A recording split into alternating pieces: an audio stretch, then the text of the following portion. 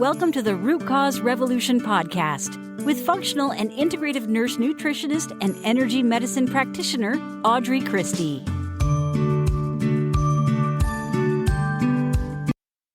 Hey friends, and welcome to Energy Medicine Monday. I'm your host, Audrey, and today I want to talk about response. It struck me this morning in a conversation with my 11-year-old that I hadn't talked about this in a while, and we touched on it a little bit when we were talking about hormone belly and some different things.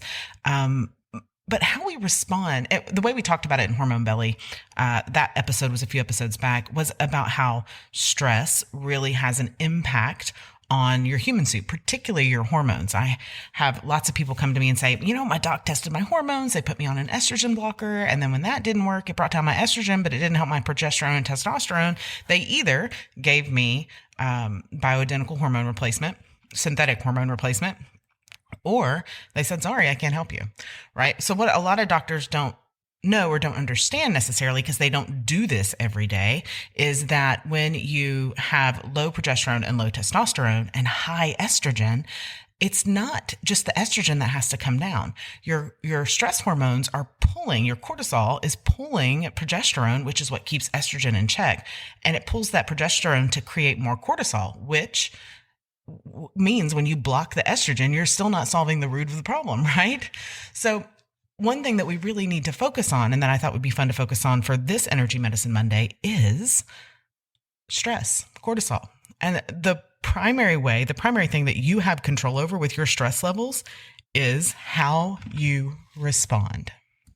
How do you respond to emotional stress, to energetic stress? Do you shut down? Do you blow up? Do you reach for external things, food, alcohol, your phone, social media, that sort of thing, to mitigate that stress? So when we're addressing our health, when we're addressing our wellness, when we're addressing our hormone balance, our chronic issues and illnesses and injuries, we have to understand that our health has far more aspects to it than what we're putting on our plate, what supplements we're using, what body systems are out of function, and what symptoms that we have. Our emotional and energetic health is absolutely crucial to the healing process. And so being mindful of our emotional health is something that we should be taking account to often, right? And so the primary way, really getting to the root, is in your response. Now, this is something that takes practice. I've been working on it for years and years and years.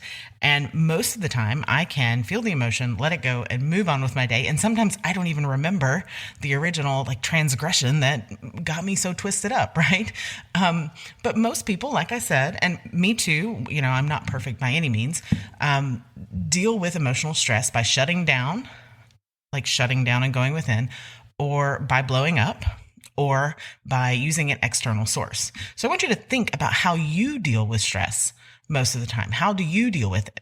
And let's talk about some ways that might be more beneficial to deal with it.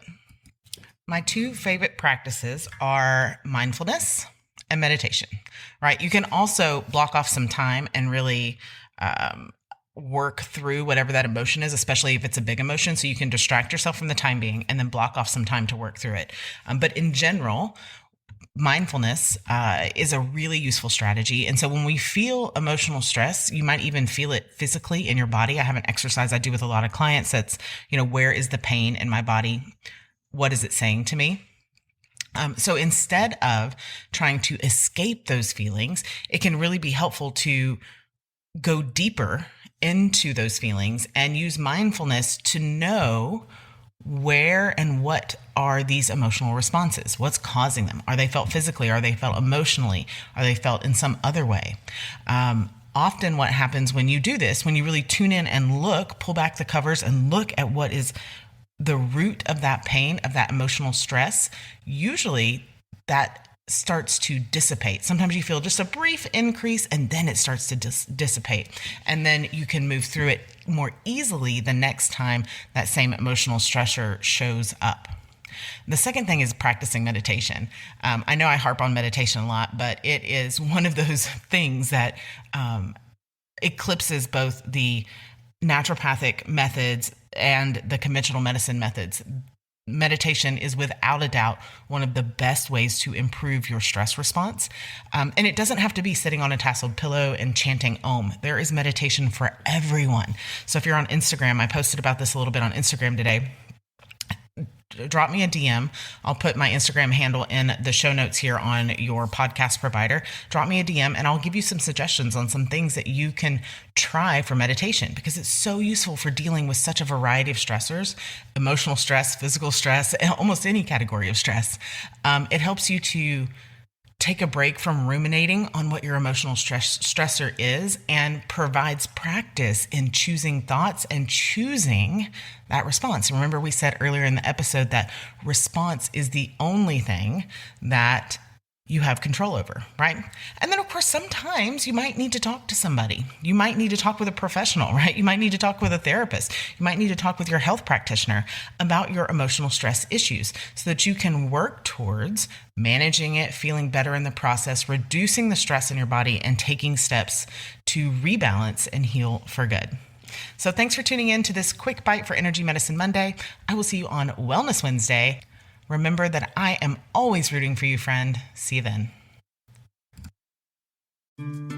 Thank you for listening to the Root Cause Revolution podcast. Be sure and subscribe on your favorite podcast provider. Ratings and reviews are always appreciated.